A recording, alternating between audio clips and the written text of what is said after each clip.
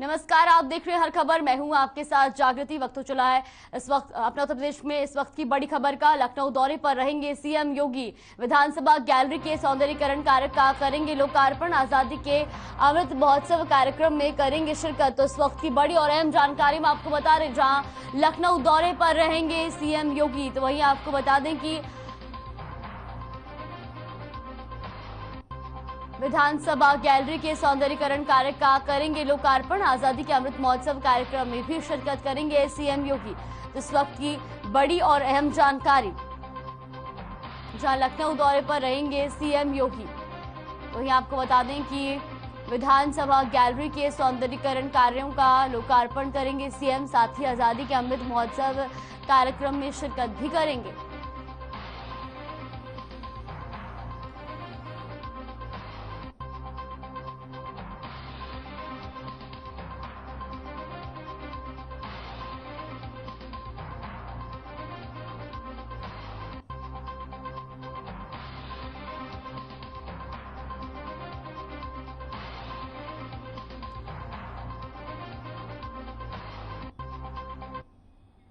चंदौली में राज्यपाल आनंदीबेन पटेल ने नौगौड़ में सभा को संबोधित किया।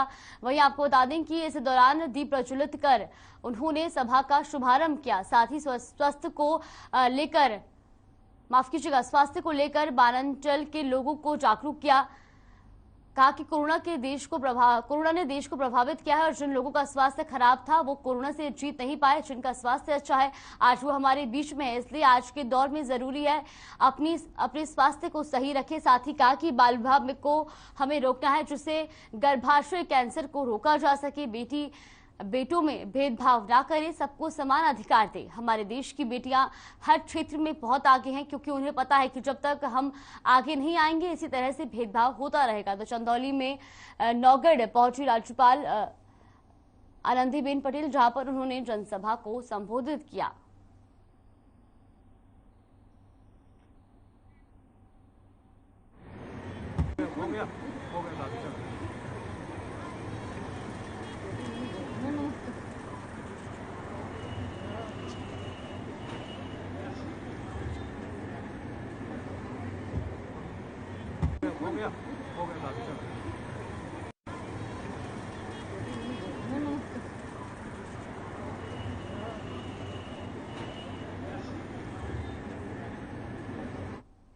सिद्धार्थनगर जिले के कोडरा ग्रांट के इस्लाम नगर टोले में 14 मई की रात में हुई गोलीकांड के मामले में प्रदेश के पूर्व मुख्यमंत्री और समाजवादी पार्टी के राष्ट्रीय अध्यक्ष अखिलेश यादव ने पीड़ित परिवार से मुलाकात की। इस दौरान चप्पे चप्पे पर जिला प्रशासन ने पुलिस की व्यवस्था कर रखी थी। वहीं मीडिया से बात करते हुए अखिलेश यादव ने कहा कि उत्तर प्रदेश में पूरी तरह अराजकता का माहौल है। ठोको नीति के तहत यूपी की पुलिस जिसको चाहती है ठोक देती है और बाद में किसी निर्दोष को फंसाकर फाइल बंद कर देती है। अखिलेश यादव ने इस मामले की जांच सिटिंग जज से करने की मांग की है। तो सिद्धार्थनगर में इस्लाम नगर टोला पहुंचे अखिलेश यादव, जहां 14 मई की रात हुआ था गोलीकांड। तो वहीं उन्होंने इस पर बोलते हुए कहा कि उत्तर प्रदेश में ठोको नीति चल रही है।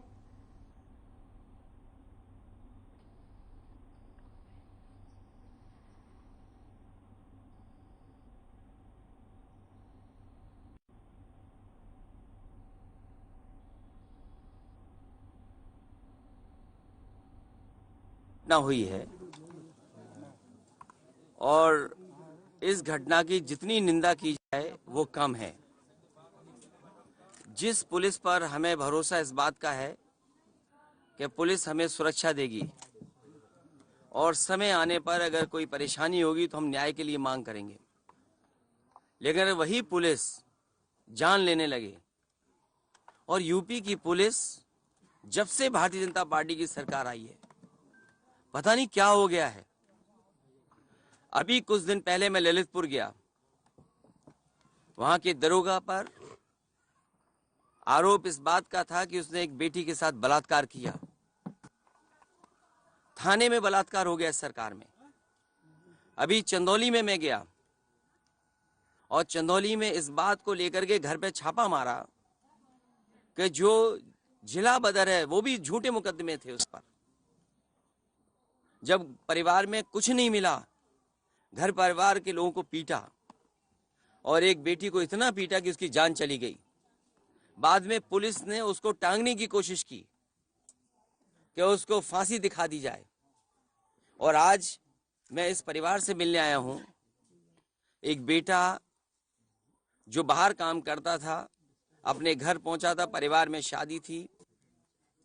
पुलिस न जाने कहां से जानकारी पाकर के दबिश पे आई और जब उसको ले जाने लगे तो मां ने रोका, मां को गोली लग गई और मां को मार दिया, जान चली गई उसकी।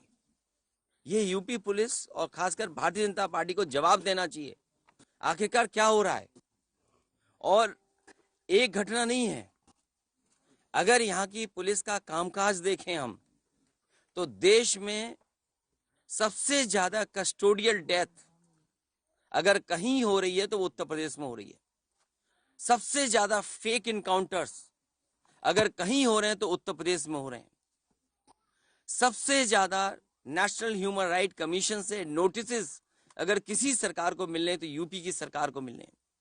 महिला आयोग ने अगर सबसे ज्यादा किसी को नोटिस दिए तो उत्तर प्रदेश की सरकार को दिए गए हैं।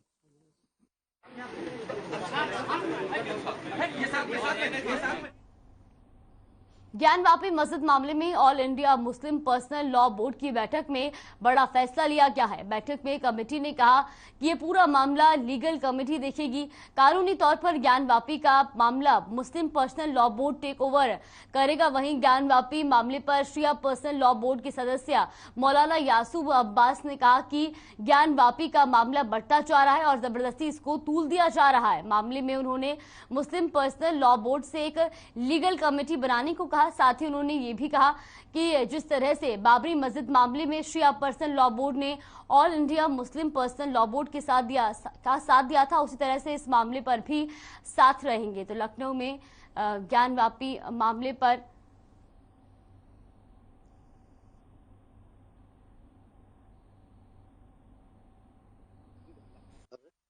लिहाजा मस्जिद की भर्ती जगह पर नहीं होती है तो All India Shia Personal board देखिए ज्ञानवापी का मसला तूल पकड़ता जा रहा है और जबरदस्ती के लिए ज्ञानवापी के मसले को तूल दिया जा रहा है।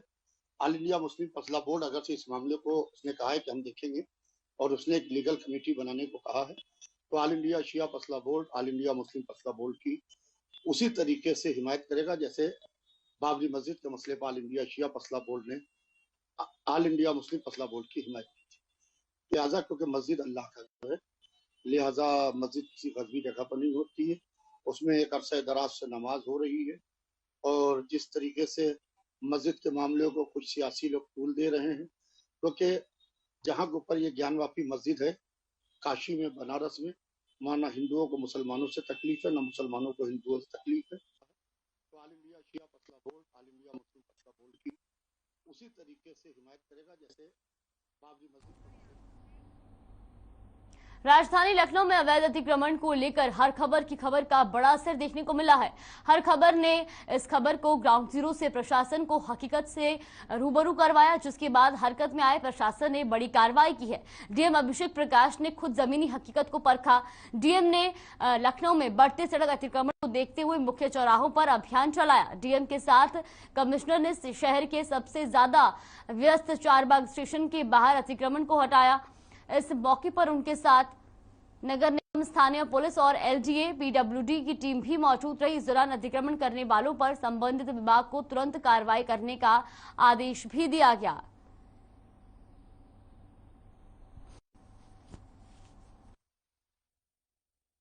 देखिए, आप अवगत हैं कि लखनऊ में हमारे 15 से 20 ऐसे महत्वपूर्ण स्थान हैं जहां पर आवागमन भी काफ़ी ज़्यादा रहता है और साथ ही साथ कई विभागों का यहाँ समन्वय की आवश्यकता रहती है। इसी के क्रम में पहले जो निर्णय हुआ था वो चारबाग रेलवे स्टेशन के सामने किया और नत्था चौराहे से लेकर के रेलवे स्टेशन के लास्ट तक का, या पॉलिटेक्निक हो या अवध क्रॉसिंग हो, इस प्रकार के हमारे जो महत्वपूर्ण जगह हैं, पब्लिक प्लेसेज हैं, यहाँ पर 5 चीज़ों पर स्पष्ट निर्णय लिया जा चुका है जिसका अनुपालन संबंधित विभागों एजेंसी को करना है। सबसे पहला, कोई भी अवैध बस स्टैंड या टैक्सी स्टैंड नहीं संचालित होगा, ये वैध ही संचालित होंगे और इसकी संचालन नियमानुसार नगर निगम के द्वारा की जाएगी। नंबर 2, कोई भी डग्गा मार व्हीकल ये नहीं रोड पे चल सकती है, क्योंकि ये दुर्घटना के साथ साथ ये नियमों के विरुद्ध भी है। इसके लिए विशेष एक ड्राइव भी चलाया जा रहा है परिवहन विभाग के द्वारा और ट्रैफिक पुलिस के द्वारा भी, और स्थानीय पुलिस प्रशासन भी इसकी मॉनिटरिंग कर रहा है। तीसरा बहुत ही इंपॉर्टेंट चीज़ है कि कोई भी इमूवेबल अतिक्रमण, मूवेबल अतिक्रमण अगर है तो संबंधित एजेंसी हो, नगर निगम हो या एलडीए हो, वो उसके ऊपर मानकों के अनुरूप कार्रवाई करेगी। और जो इमूवेबल जो लोग आ जाते हैं इनके लिए प्रॉपर वेंडिंग जोन की व्यवस्था की गई है नगर निगम के द्वारा।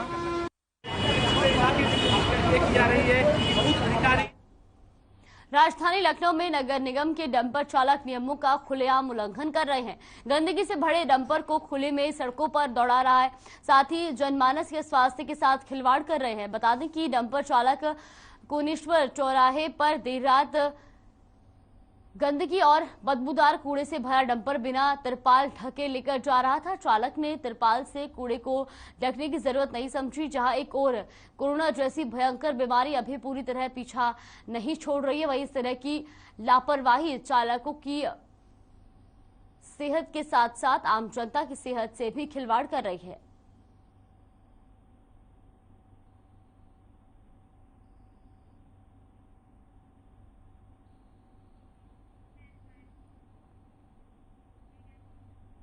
खबर लखनऊ से है, जहां सोशल मीडिया पर हर्ष फायरिंग का वीडियो वायरल हो रहा है। इस वीडियो में एक शख्स हाथ में रिवॉल्वर लेकर बेखौफ हर्ष फायरिंग करता हुआ नजर आ रहा है। फायरिंग करते शख्स ने एक के बाद एक रिवॉल्वर से हवा में फायर किए।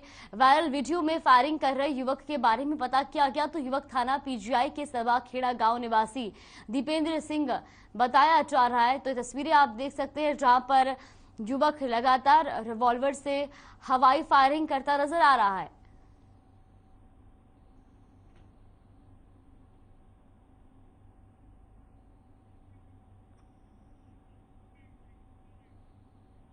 कुशीनगर के विशुनपुरा थाने के गगलवा नहर पुल के पास पुलिस और बदमाशों के बीच देर रात मुठभेड़ हुई। मुठभेड़ के दौरान गोली लगने से चंदन कुमार महतो नाम का एक अंतर्राज्यीय बदमाश घायल हो गया और साथ ही 4 बदमाशों को पुलिस ने गिरफ्तार किया। वहीं गिरफ्तार बदमाशों के पास से 2 कट्टा, 5 मोबाइल, एक कार, एक फर्जी नेम प्लेट और 13,000 नकदी बरामद की गई। तो कुशीनगर में पुलिस और बदमाशों के बीच मुठभेड़ हुई है। आपको बता दें कि इस मुठभेड़ में एक आरोपी को गोली भी लगी है।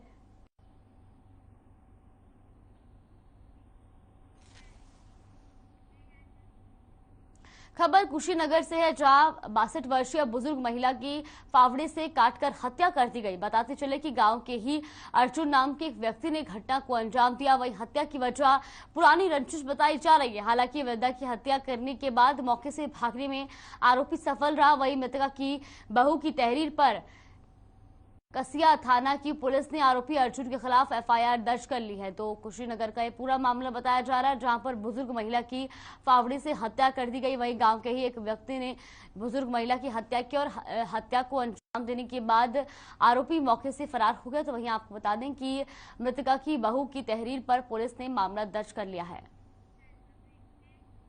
में पौधारोपण की तैयारियों का जायजा लेने वन पर्यावरण और जल उत्थान मंत्री अरुण सक्सेना पहुंचे, जहां उन्होंने कहा कि वन विभाग द्वारा लगाए गए 90% पेड़ सुरक्षित है।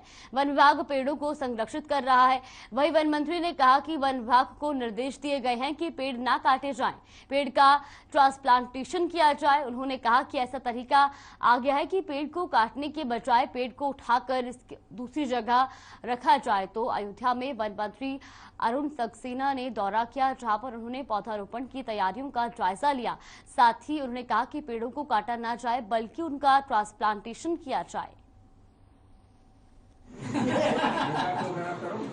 बना रहे हैं, सुरक्षित रखने की पॉलिसी नहीं बना रहे हैं। आप वन विभाग से और सारे विभागों से विदा किए हैं। आप पिछले वर्ष का डाटा ले लीजिए और फिजिकल ग्राउंड पे चले जाइए। 10% पेड़ों की सेविंग है केवल। और उसका कारण क्या है कि हम लक्ष्य लेते हैं, green book of world record में हमको नाम दर्ज कराना। जो पेड़ लगाए हैं उनमें से 90% से अधिक पेड़ बचे हुए हैं, क्योंकि वो बाड़े के अंदर लगे हुए हैं और उनके लिए बाकायदा एक आदमी रखा गया है जो उनकी देखभाल करे। वन विभाग ने जहाँ लगाए 90% से ज्यादा पेड़ उनमें जीवित हैं। खबर मथुरा से है, जहां श्री कृष्ण जन्मभूमि की 13.37 एकड़ भूमि को लेकर लगातार एक के बाद एक याचिकाएं न्यायालय में लगाई जा रही हैं। बुधवार को अखिल भारत हिंदू महासभा के राष्ट्रीय कोषाध्यक्ष दिनेश शर्मा ने फिर एक बार शाही ईदगाह मथुरा में लड्डू गोपाल जी के अभिषेक की इजाजत के लिए न्यायालय में प्रार्थना पत्र लगाया है। इस पर न्यायालय जल्द सुनवाई करेगा। तो मथुरा में श्री कृष्ण जन्मस्थान शाही ईदगाह मामला में अब मथुरा हाईकोर्ट को पत्र लिखा गया और साथ ही साथ वहां पर लड्डू गोपाल का अभिषेक करने की इजाजत भी मांगी गई है। और जुल्म के चक्कर में मैं अखिल भारत हिंदू महासभा का राष्ट्रीय कोषाध्यक्ष हूँ और हमने पहले भी प्रार्थना पत्र लगाया था जिला प्रशासन के लिए कि हमें हमारे लड्डू गोपाल जी का वहाँ अभिषेक करने की इजाजत दी जाए, जहाँ प्राचीन मंदिर था जिसको कथित ईदगाह कहते हैं, क्योंकि भगवान कृष्ण का जन्म कंस की कारागार में हुआ था और उस कारागार को तोड़कर इन लोगों ने शाही ईदगाह का निर्माण कराया औरंगजेब ने। तो हमारी यही मांग है, आज न्यायालय से, माननीय न्यायालय से हमने आवेदन किया है, प्रार्थना पत्र दिया है कि हमें वहाँ लड्डू गोपाल जी के अभिषेक की परमिशन दी जाए। और जुल्म के चक्कर में वेतन का भुगतान करो। खबर सुल्तानपुर से है, जहां करोड़ों के भ्रष्टाचार में गिरी बीजेपी की नगर पालिका चेयरमैन बबीता जायसवाल के खिलाफ अब बीजेपी के सभासद की भी लामबंद हो गए हैं। वहीं उनकी तानाशाही के विरोध में सभासद सड़क पर उतरे, जिसमें बीजेपी खेमे के सभासद भी मौजूद थे। सभासदों ने कलेक्ट्रेट गेट पर चेयरमैन मुर्दाबाद के नारे लगाए और डीएम को ज्ञापन देकर चेयरमैन को बर्खास्त करने की मांग भी की। आपको बता दें कि बुधवार को नगर पालिका के सभा कक्ष में बोर्ड की बैठक बुलाई गई, वहीं जिसमें 2/3 से अधिक सभासदों ने बैठक का बहिष्कार कर सड़क पर प्रदर्शन शुरू कर दिया।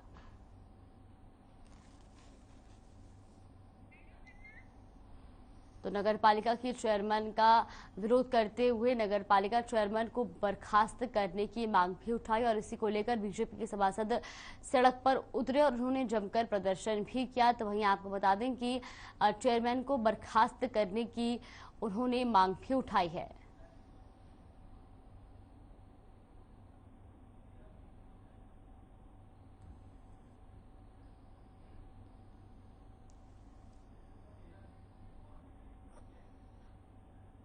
तो सुल्तानपुर में बीजेपी के सभासद सड़क पर उतरे हैं।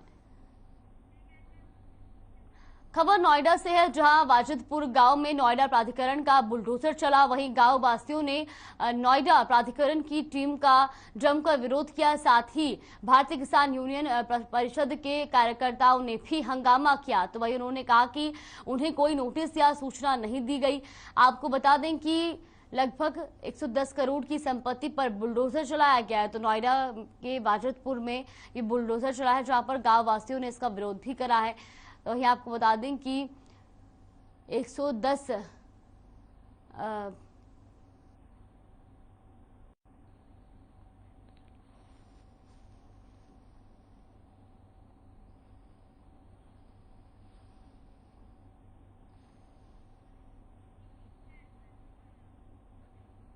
हमीरपुर में अतिक्रमण के खिलाफ अभियान जारी है। इसी क्रम में नगर पालिका की टीम बुलडोजर लेकर जैसे ही शहर में निकली तो हड़कंप मच गया और पहले से जारी नोटिस वालों ने के अतिक्रमण को हटाते हुए भारी जुर्माना भी वसूला गया। जानकारी के मुताबिक जिला मुख्यालय के सड़क किनारे जहां लोगों ने दुकान और मकान के सामने अतिक्रमण कर रखा था, जिसको नगर पालिका ने 1 सप्ताह का समय भी निर्धारित करते हुए अतिक्रमण हटाने का नोटिस भी जारी कर रखा था, मगर किसी ने नहीं हटाया। जिसके बाद नगर पालिका की टीम और सदर एसडीएम बुलडोजर लेकर निकल पड़े और देखते ही देखते अतिक्रमण करने वालों के खिलाफ अभियान चलाकर सभी के अतिक्रमण को हटा दिया।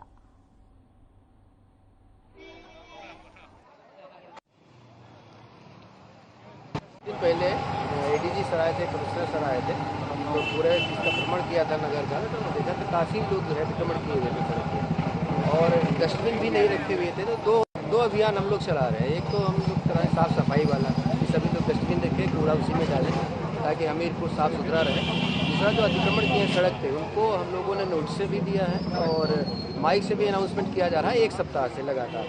हम लोगों ने ये पहले सोचा था कि कम से कम 1 सप्ताह तक हम लोग जागरूक करें, लोगों को नोटिस दें, अगर उसके बाद ये लोग नहीं करते तो फिर उनका अतिक्रमण जो है बलपूर्वक हटाया जाएगा। बुलेटिन में फिलहाल के लिए बस इतना ही। आप बने रहिए हमारे साथ। नमस्कार।